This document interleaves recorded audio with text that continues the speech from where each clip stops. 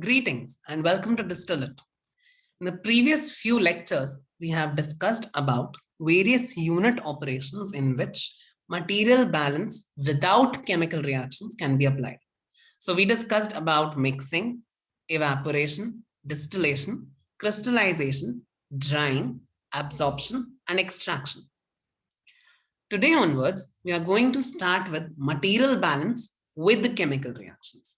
So please make sure that before you start with material balance with chemical reactions, you should be very clear with material balance without chemical reactions. All right, because that's the most basic thing. So if you're not clear with that, then you'll face a lot of problem over here.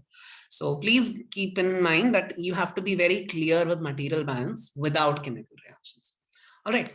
So when we talk about material balance with chemical reactions, in that case, we start with a very basic material balance equation that we started in the first class of material balance, the generalized mass balance equation.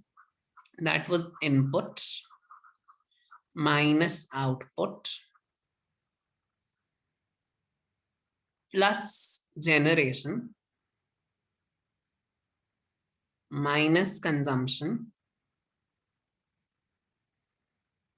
is equal to accumulation. Right? That's what the general equation for mass balance was. Right? Now, since we are dealing with steady state systems, therefore, this is going to be zero. Accumulation term is going to be zero.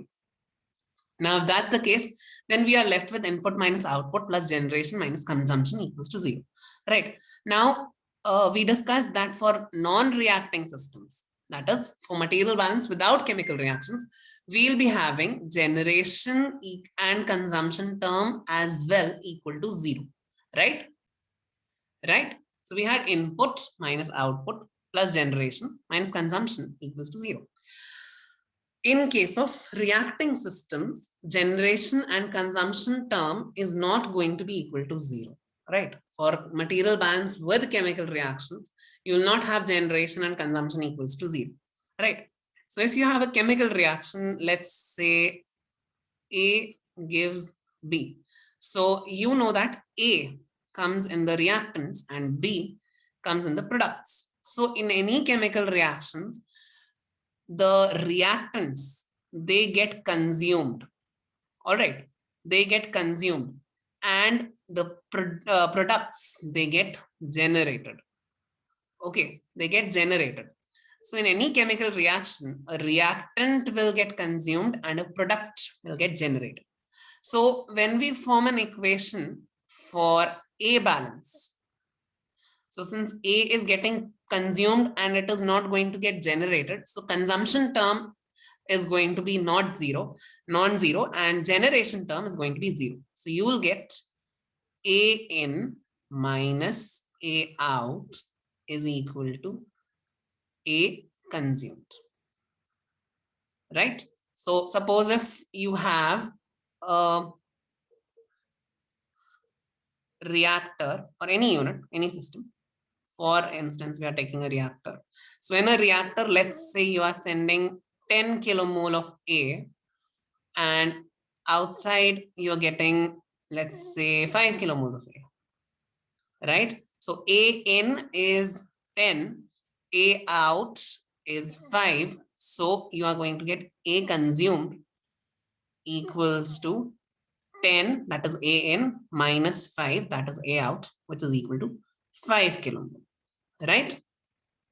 Then when we form an equation for B balance, so now B is the product, therefore it is going to get generated. So consumption term is going to be zero, generation term is going to be non-zero, right?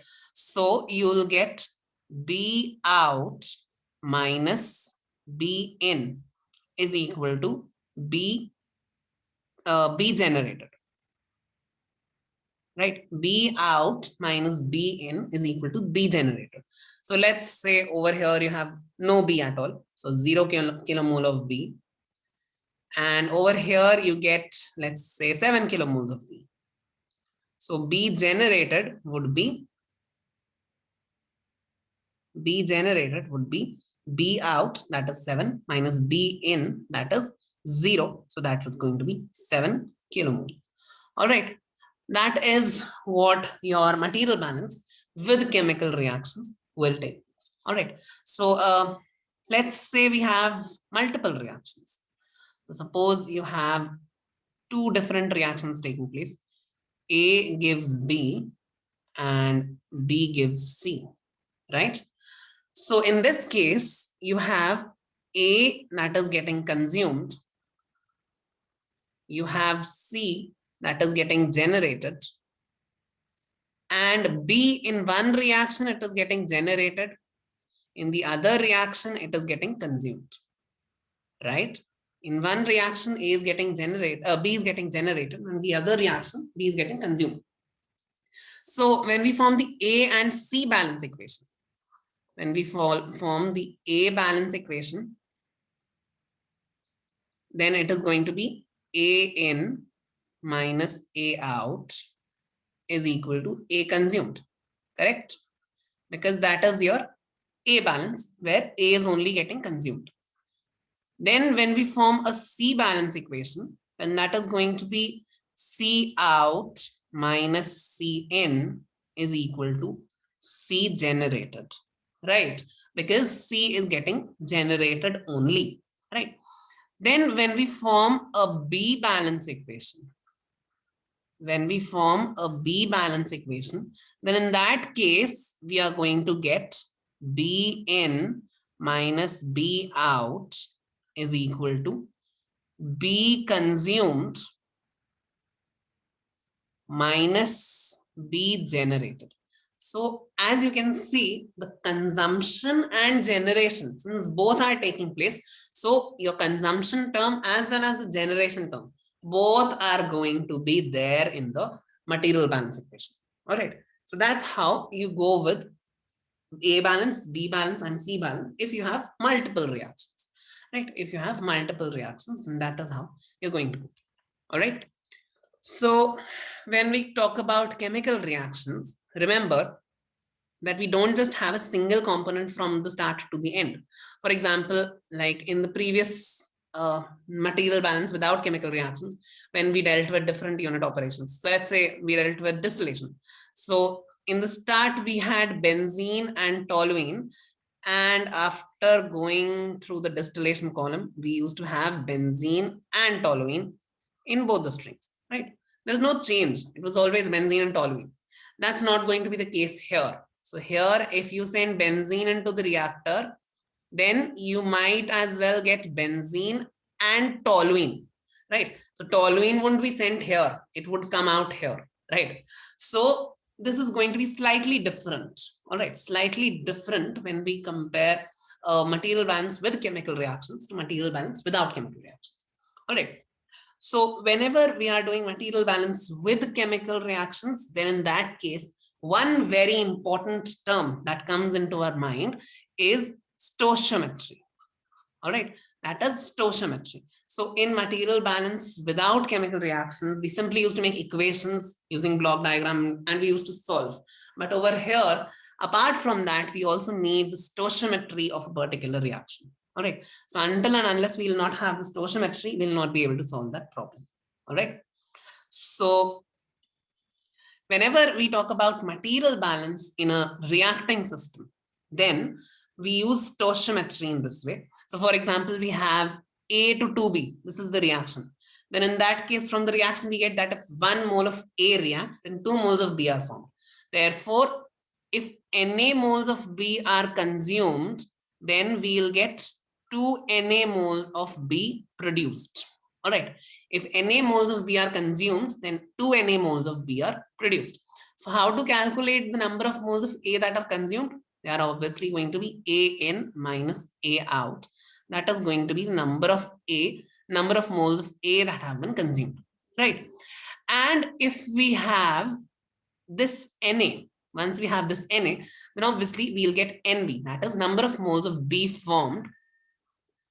Number of moles of B formed is equal to 2 times Na, that is nothing but 2 times A in minus A out, right? That is what we are going to have. So once we have this thing with us, we have Na, then we'll be able to easily calculate the number of moles of B that are produced. All right, so this is how material balance works. We'll have to use stoichiometry. We'll have to use reaction stoichiometry in order to get certain quantities, right? So, for example, let's say we are supposed to do this particular problem.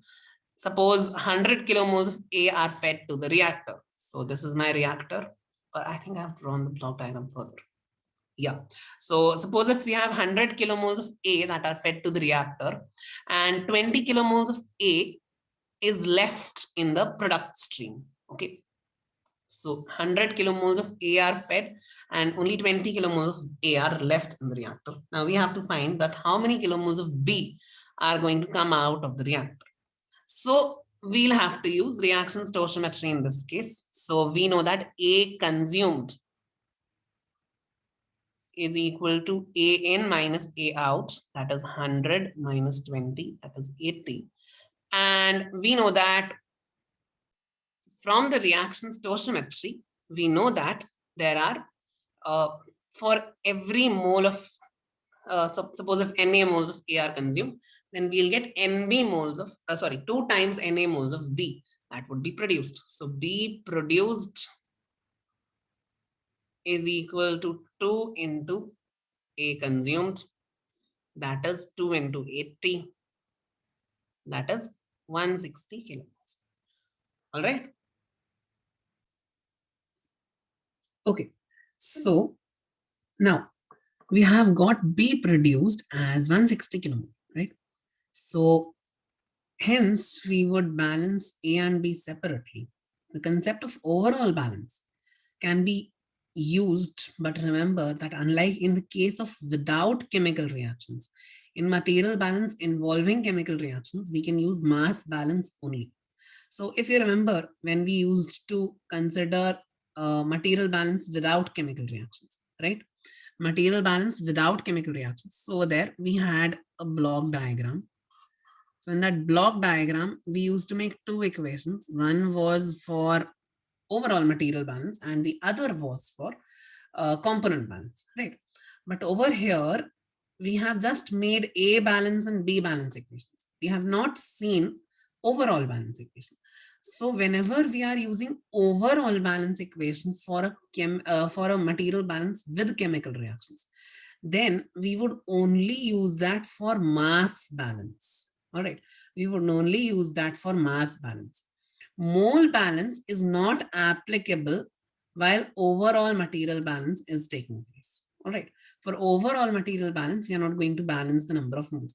So, some students, they might do this thing wrong. They might say that, okay, we are going to make an overall material balance equation. So we are going to say 100 kilomole is equal to 20 plus this X, but that would go wrong, right?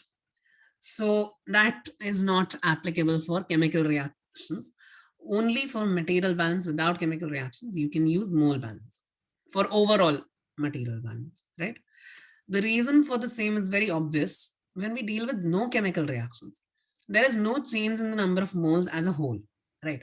So for example, if we have 10 moles of carbon and 10 moles of oxygen, right? Then if both of them are mixed without reacting, then there would be 20 moles, right? 10 moles of carbon plus 10 moles of oxygen. So that would be 10 moles of carbon plus 10 moles of oxygen, right? So that is going to be 20 moles, right? If they don't react. If they react, then both will react and form carbon dioxide, right? So initially we had 10 moles of both. Finally, we'll react the two of them. So all the 10 moles, they get finished and we get 10 moles of carbon dioxide. This is from stoichiometry, right? So if we have 10 moles of carbon dioxide, so now it's not 10 plus 10, right? It's not 10 plus 10. In the output, we'll have only 10 moles of carbon dioxide. In the input, we had 20 moles in total. In the output, we have only 10 moles, right? So both of them, if they react, right? If they react, then there is going to be a change in the number of moles as a whole. All right. The reason is also same because see, if we deal with non-reacting system, let's say we are having distillation of benzene and toluene, right? Distillation of benzene and toluene. So over here, we'll get in the above stream, we'll get benzene, toluene. In the lower stream as well, we'll get benzene and toluene, right? So we started with benzene and toluene, we got benzene and toluene in the end, right? Nothing new, nothing different, right?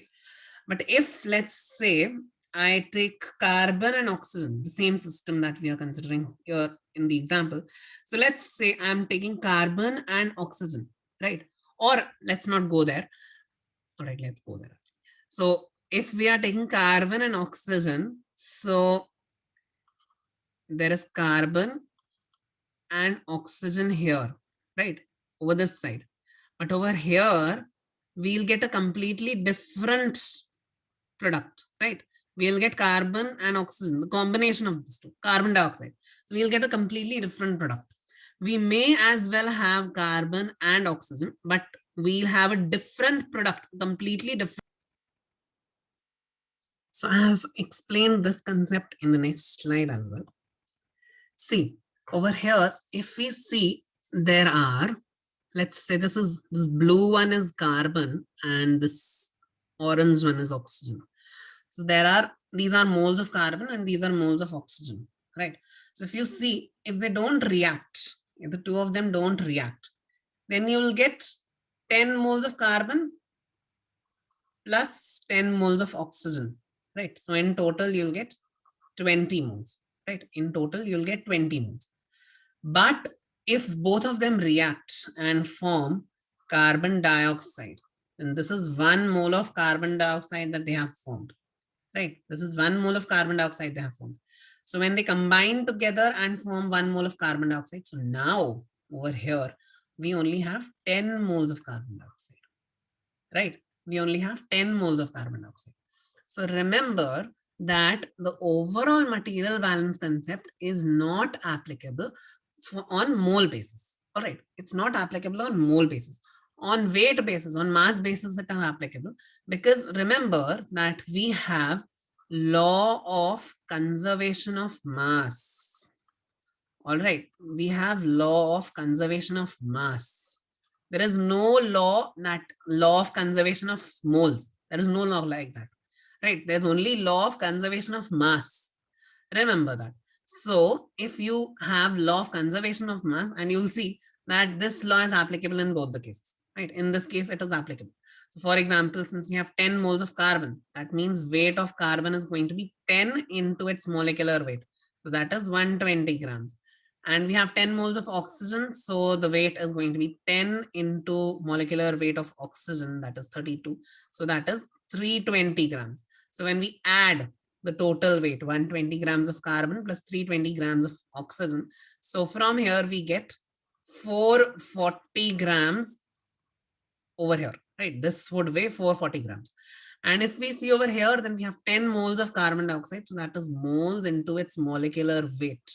That is 440 grams, right? So it is applicable, right? It is applicable. The law of conservation of mass is applicable, but moles would not be same, right? Moles would not be same. Here there are 20 moles when they have not reacted, and when they react, you will get only 10 moles, right? So that is why you always, whenever you use overall material balance in case of reacting systems, then you always do it in mass basis. All right. You always do it on mass basis. You never do it on mole basis. All right. So once we have understood these concepts of moles, mass, then material balance. So let's go on and solve this problem. So we know that sulfur dioxide, it reacts with oxygen to form sulfur trioxide, right? So if 100 kilomoles of sulfur dioxide was supplied and oxygen was supplied in stoichiometric proportion. Stoichiometric proportion means as demanded by the stoichiometry. For example, in the previous case, we saw carbon plus oxygen. So for 1 mole of carbon, 1 mole of oxygen needs to be supplied. So if we have 10, 1:1, if the ratio of moles supplied is 1:1, then in that case, this is going to be in stoichiometric proportion. So it was 10 moles. So therefore, we supplied 10 moles of oxygen. So it has to be in stoichiometric proportion. That means ratio of moles has to be equal to the ratio of stoichiometric coefficients, right? So we'll see that. So find the composition of the exit gas mixture given that 40 kilomole of oxygen was detected in the exit gas. So first of all, let's make a block diagram with all the information that we have about this question. So we'll take our reactor. All right. Then we are going to supply sulfur dioxide over here. We are going to supply oxygen over here, right? And from the outlet stream, we are going to get sulfur trioxide, whatever has been formed. We'll get sulfur dioxide, that is unreacted, and we'll get oxygen. All right, we'll get oxygen. Okay.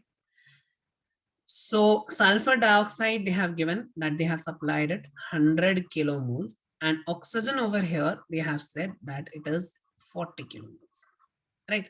So since we know this, so we need to write the stoichiometric equation. That is the chemical reaction behind this reaction. So that is going to be SO2 plus oxygen gives SO3. And we balance this chemical reaction, then you will get 2 SO2 plus oxygen gives you 2 SO3. All right. 2 SO2 plus oxygen gives you 2 SO3. So if you see the ratio of stoichiometric coefficient of sulfur dioxide and oxygen, so you will get the ratio as 2:1. So remember, moles of SO2 supplied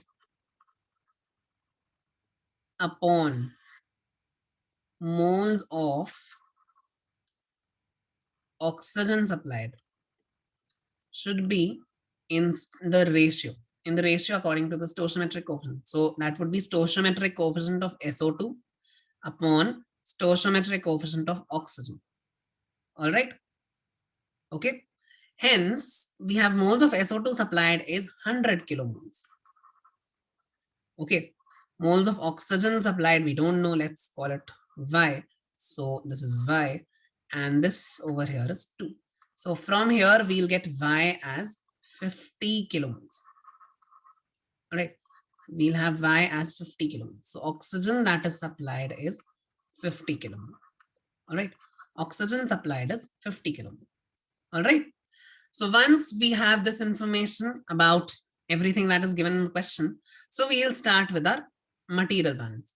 So now we know that oxygen, information about oxygen is given at inlet and outlet, both, right?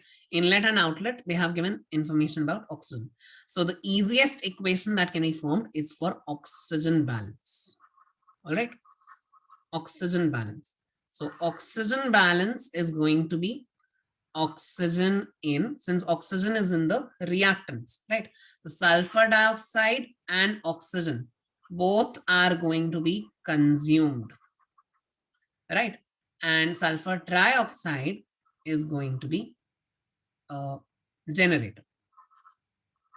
Sulfur trioxide is going to be generated, right?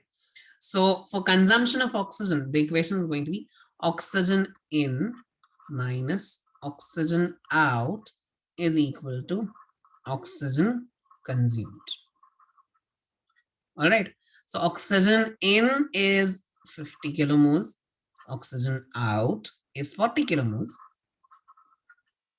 So that will give us 10 kilomole. This is the oxygen that has been consumed. All right. This is the oxygen that has been consumed. Now, according to stoichiometry,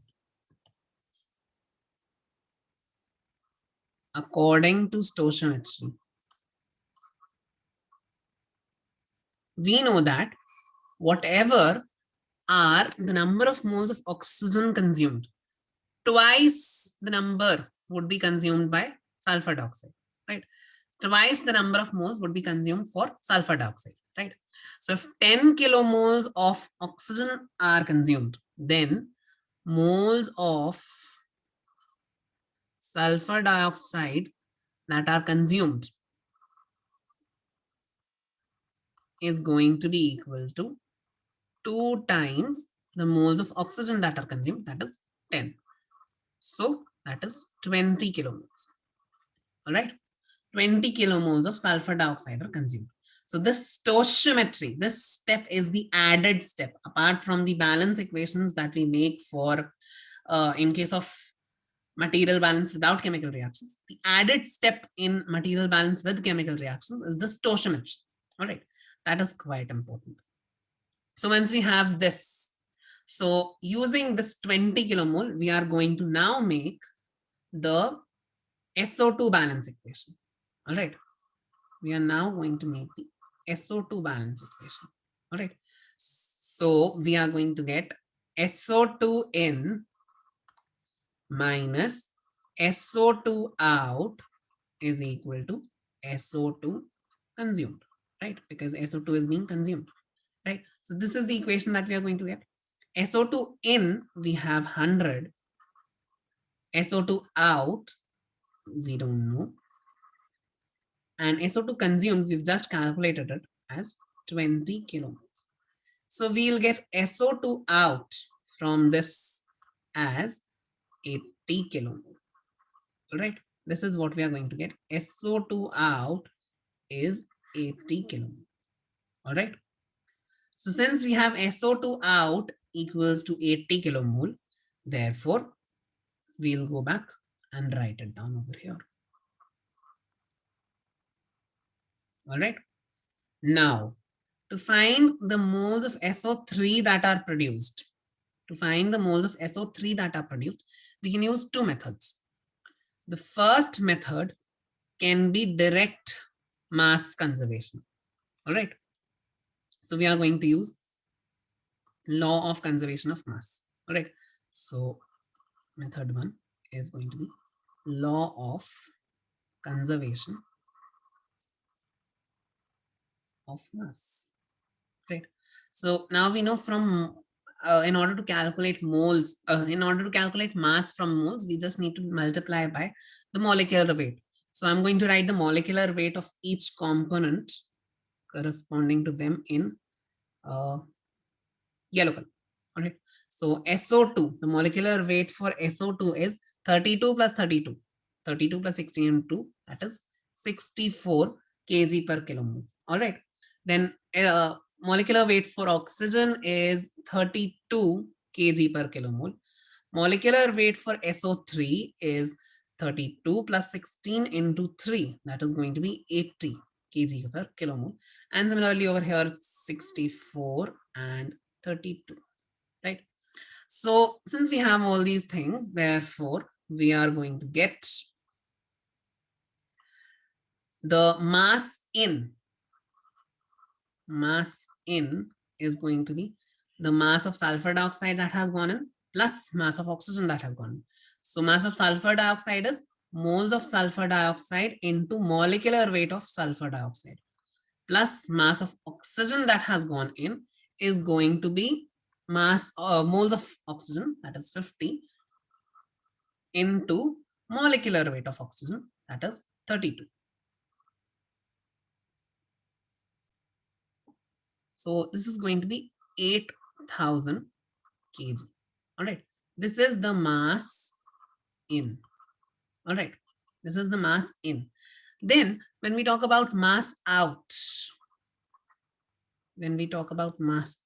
so mass out is going to be equal to mass of sulfur dioxide, that is moles of sulfur dioxide into molecular weight. So 80 kilomole into 64 plus mass of oxygen is going to be moles of oxygen into its molecular weight.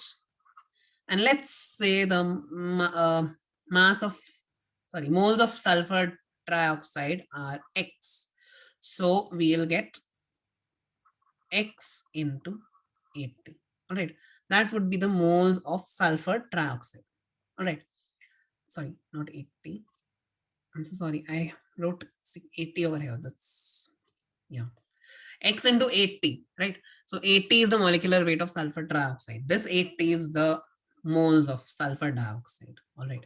So don't get confused. All right. So when we add, we get 6400 plus 80x, right? That is the mass out. So by law of conservation of mass, we get 8000 is equal to 6400 plus 80x. So from here, we'll get 80x is equal to 1600, or x is equal to 20 kilomole, right? So this is one method. The second method that we can use for calculating this x, what we can do is we can simply use stoichiometry.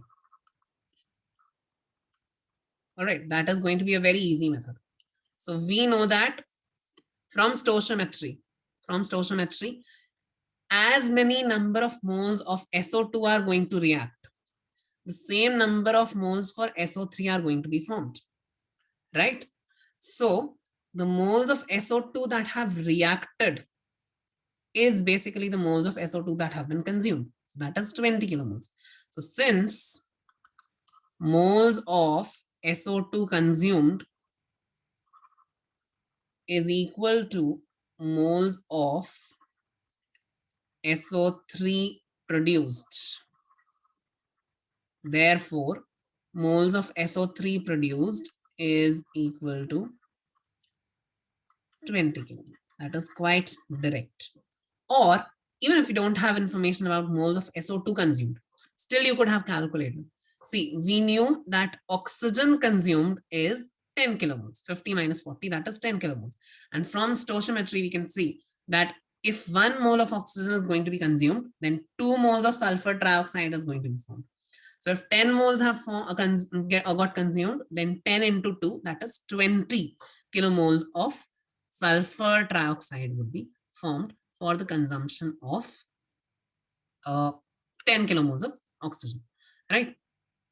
So now we have the moles of sulfur trioxide as well, right?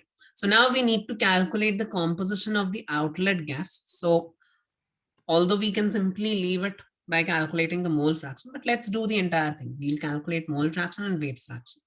All right. So here we'll have our component. Then here we'll have our number of moles. Then over here, we are going to have the mole fraction or mole percent. And here we'll get the molecular weight, okay, in kg per kilomole. So naturally, moles into molecular weight would give you weight over here. And from that, we'll get weight percent over here, right? So the components are sulfur dioxide, oxygen, and sulfur trioxide. So moles of sulfur dioxide that were there in the outlet gas were 80 kilomole. Of oxygen, they were 40, and of sulfur trioxide, they were 20.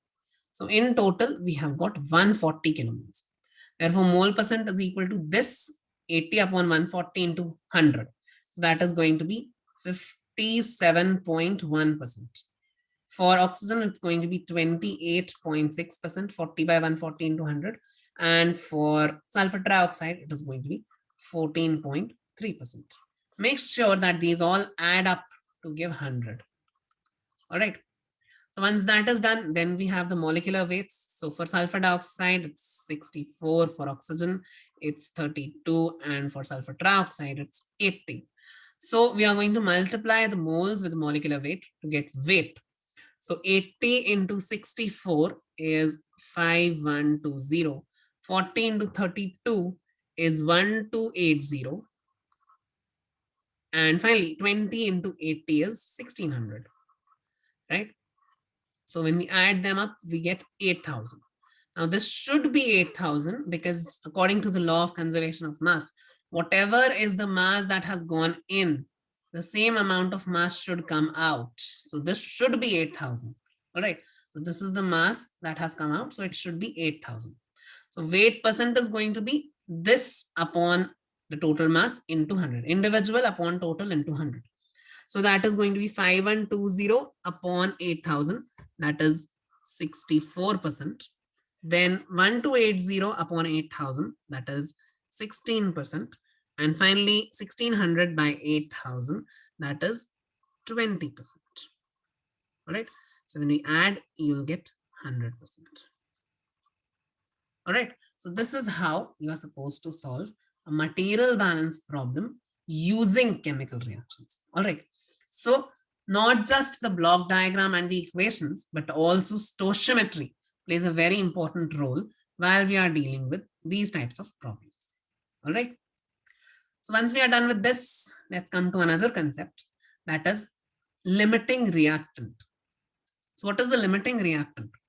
So if a reaction is stoichiometrically balanced and a particular reactant is supplied in limited amount, it would get exhausted as the reaction proceeds further. All right. So for example, let's take the only reaction that we started. Carbon plus oxygen is CO2, right? If we are taking this reaction and let's say we have supplied 10 moles of carbon and 8 moles of oxygen. So this reaction is stoichiometrically balanced, but we have provided oxygen lesser than required for reacting with 10 moles of carbon, right? For 10 moles of carbon, you require 10 moles of oxygen. So you have provided 8 moles of oxygen. That means as the reaction will proceed, this is going to get to 0. As 8 moles will react, this would become 0. And similarly, when 8 moles of carbon would react, they'll become 2 moles, right? So there would be still moles of carbon left when all the oxygen has got exhausted, right? So this reactant, which is supplied in limited amount, so that as the reaction proceeds, it gets exhausted, leaving the other reactant. So this reactant is known as the limiting reactant. All right. This reactant is known as the limiting reactant, while the other reactant that is left, that is known as the excess reactant. All right. That reactant is known as excess reactants. Please keep this thing in mind, limiting and excess reactant. Okay. So the reactant which gets exhausted is the limiting reactant. The reactant which is left is the excess reactant. All right. So let us take for an example, aluminium reacts with hydrochloric acid. According to the reaction, 2Al plus 6HCl gives you 2AlCl3 plus 3H2. Now this is a complicated stoichiometry, right? 2Al plus 6HCl gives 2AlCl3 plus 3 hydrogen, right? So now let's say for this, we have supplied 5 moles of aluminium, 30 moles of hydrochloric acid. All right. So now tell me, how many moles of aluminium are required to react with 1 mole of hydrochloric acid? Or let's keep it the other way. What should be the stoichiometric ratio in which both should be supplied? The stoichiometric ratio should be 2/6, that is 1/3. This is the stoichiometric ratio of aluminium to hydrochloric acid. They should be supplied in this stoichiometric ratio. All right. But they are supplied in 5:30, right? So if we see the supplied ratio, so that is 5/30. So that is 1/6. All right. So theoretical ratio, the supplied ratio, it's lesser than that of the theoretical ratio, right? This means HCl is extra while aluminium is lesser, right? Aluminium is lesser, all right? Because the overall, the supplied ratio, remember that if the supplied ratio is lesser than the theoretical ratio, right? If the supplied ratio is lesser than the theoretical ratio, then that means numerator is limiting. All right. if supply ratio is greater than theoretical ratio, then the denominator is limiting. All right, remember this thing. Remember this thing while we are going to solve problems as well. All right, so over here I've given a complete theoretical explanation about how to see, but this is the best way to determine which reactant is limiting. Reactant 1 upon reactant 2, calculate the theoretical ratio, see the supplied ratio, and then compare the two. All right, if supplied ratio is lesser than theoretical ratio, then numerator is going to be limiting, and if supplied ratio is greater than the theoretical ratio, then in that case denominator is going to be the limiting one. All right, so now you can see that as the reaction would end, that means all the 5 moles of aluminium, they'll be consumed. So in that case, for every single mole of aluminium consumed, 3 moles of hydrochloric acid are consumed. So for 5 moles, 15 moles will be consumed and 15 moles would be remaining, right? So you'll get 15 moles of hydrochloric acid still left. All right, that is what you have to get from here. So to identify the limiting reactant, we need the theoretical amount, and then we would see which one is greater. All right. So on the basis of that, this is a problem. So first of all, you're all supposed to make a block diagram, give whatever information you have, and then proceed further. So sulfur dioxide reacts with oxygen to form sulfur trioxide. If 100 kilomoles of sulfur dioxide was supplied and oxygen was taken from 1000 kilomole of air supplied, calculate the composition of the exit gas stream if the reaction proceeds till completion. Assume air contains 79% and oxygen 21% by mole. All right, so go ahead, pause the video, and only make the block diagram for this. Block diagram for this particular question. So hope you could draw the block diagram for this particular question. So let's see how we will be doing this question. So first of all, let me draw the block diagram as well. So we have the same question, sulfur dioxide with oxygen, but this time I have not directly given oxygen. I have in fact given oxygen in terms of air. All right, so I'll just make the block diagram over here. So this is my reactor.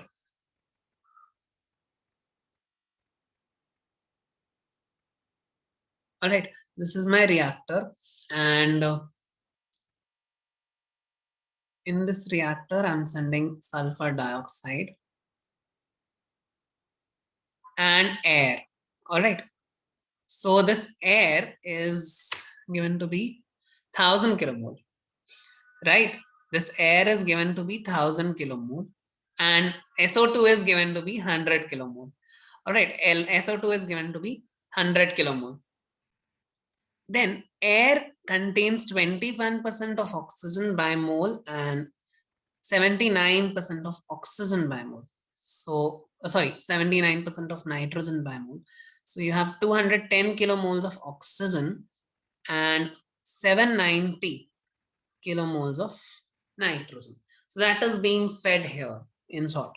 All right.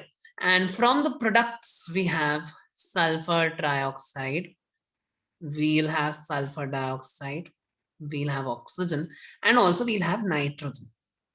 All right, we'll have all these things, right? Nitrogen has come from the air and oxygen has also come from the air.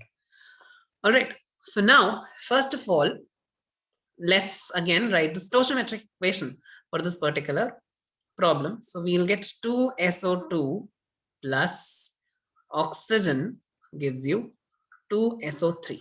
This is my stoichiometric equation. All right, now if you see that the ratio of reactants SO2 by oxygen, the theoretical ratio, it is 2 by 1. All right, and let's say the supplied ratio. So the supplied ratio is given by sulfur dioxide is 100 and oxygen is 210, right? The supplied ratio is 100 by 210. So this is definitely 100%. This is less than the theoretical ratio. right? This is less than the theoretical ratio. So in that case, we'll have, since theoretical is more than the supplied ratio, right? Theoretical ratio is more than the supplied ratio. Therefore, whatever we say, saw over here, that numerator is going to be the limiting region. So here, your numerator is SO2. Therefore, your SO2 is the limiting reagent. Now, what is the property of the limiting reagent? That this gets exhausted. And since the reaction is proceeding till completion, therefore, SO2 will get exhausted. All right, SO2 will get exhausted. So SO2 will get exhausted means SO2 over here is 0. All right, SO2 over here is going to be 0. And since we can definitely, from here, we can form the SO2 balance equation. So I'll form the SO2 balance equation. So the SO2 balance gives us SO2 in minus SO2 out is equal to SO2 consumed, or SO2 that has reacted. So we'll get SO2 consumed equals to 100 minus 0, that is 100 kilomoles. All right, that is my SO2 that has been consumed, or SO2 that has been reacted. Okay, so once we get SO2 consumed or SO2 reacted, so therefore using stoichiometry, we can simply say that this is equal to SO3 produced, right? So SO3 produced is going to be 100 kilomole, right? So it's going to be 100 kilomole. Okay, now we are again going to use stoichiometry. So we know that for every 1 mole of oxygen that reacts, 2 moles of SO2 react. Then consequently, if 1 mole of SO2 is going to react, 0.5 moles of oxygen are going to react. So since SO2 consumed is 100 kilomole, therefore oxygen consumed is going to be equal to 0.5 into 100, that is 50 kilomole. All right, so oxygen consumed is 50 kilomoles, right? Oxygen supplied is 200 kilomoles. So again, we are going to form the oxygen O2 balance equation. So O2 balance gives us oxygen in minus oxygen out is equal to oxygen consumed, right? So oxygen in is 210, oxygen out we don't know, and oxygen consumed is 50 kilomoles, right? So from here we'll get oxygen out is equal to 210 minus 50, that is 160 kilomole. Hope this is visible. Oxygen out from here we get as 160 kilomole. All right, so I'll write it down over here. Oxygen is 160 kilomole. All right, and then nitrogen. Nitrogen, of course, there is nothing. Nitrogen is neither being consumed nor it is being produced, right? So nitrogen balance, when we do, so we'll get nitrogen in is equal to nitrogen out.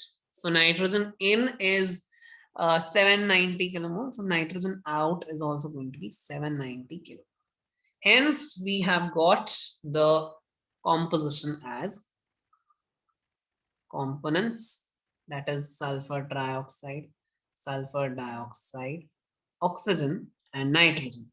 Then we have the moles of each. So when we talk about moles, sulfur trioxide, we have 100 kilomoles. Sulfur dioxide, we have 0. Oxygen, we have 160 kilomoles. And nitrogen, we have 790 kilomoles.